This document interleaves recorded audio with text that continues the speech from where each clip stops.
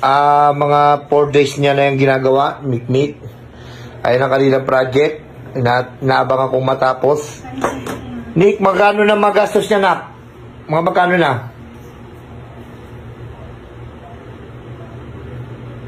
6K. Mga ganun, mga 6K, no? 6 or 5, ganun. Dahil gusto niya ma-perfect at magustuhan ng kanyang teacher. Dahil di-display daw yan sa school pag nagustuhan. Kaya abangan natin matapos, ha? At ito na nga, dumaan na ang 5 oras. Hindi pa rin tapos, pero nakikita ko na maganda na ang kalalabasan. Gumamit na sila ng blower. Saan? Ito, in earth, nandiyan tayo. Itong pali, oh. Ang hirap pala niya project na yan. Pero konti na lang. Pero masaya. Masaya? Yeah. Masaya. Masaya. Masaya maka-experience ng ganun. Chichay, masaya? Masaya ako. Maraming saya ko. Konti na lang. Makikita na natin kung gaano yung kaganda. Ayun, umiikot na, oh. Patayin nyo nga. Teka lang. Mamaya na yung final pagkabuo na. Umiikot na siya. Umiikot na ang mundo. Pwede na siya magbalik sa ibalik. Pinaikot ni Mikmik ang mundo. Ang galing. Okay, kitang-kita na natin ang mundo. Asan si Papa Jesus? Saan na si Papa Jesus? Saan? Baka sa tuktok na lang dito. Ayun na.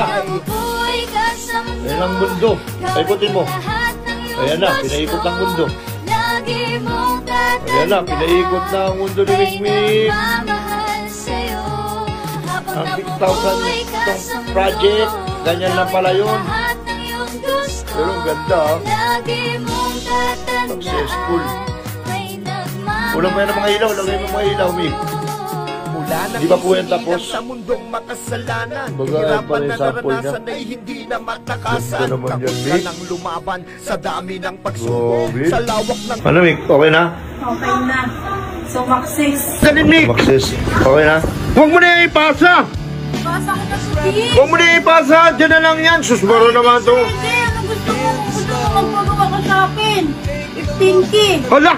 15K, tumubo ka pa! Hindi nga, pwede. Hindi mabasa ko na nga. Hindi na, wag na, Mik. Sige na, please lang. Mabasa ko na. Ganda naman yung project naman yan. Nakakainayang naman yan. Hindi pa umiilaw yan. Pag umiilaw na yan, napakaganda, solid. Papasa mo talaga yan? Basa ko suti. Tara na. Huwag mo na ipasa, Mik. Mabasa ko to. Magpagawa ka na lang sa akin. Down payment ka muna. Wala, grabe ka naman. Huwag mo na ipasa. Andun yan, balik mo na yan. Andi-display ko na sa bahay doon sa Manila. Sige na. Tigas naman ang ulo nito. Basa na nga, David. Ano mo na yan? Hinto mo na yan. Hindi na, huwag mo na. Mik, huwag mo na ipasa yan. Kulit naman ito, oh. Basa ko na. Huwag mo na ipasa yan. O, tingnan mo, maano pa yan, oh. Sige na din, tungo na yan. Basa ko na to.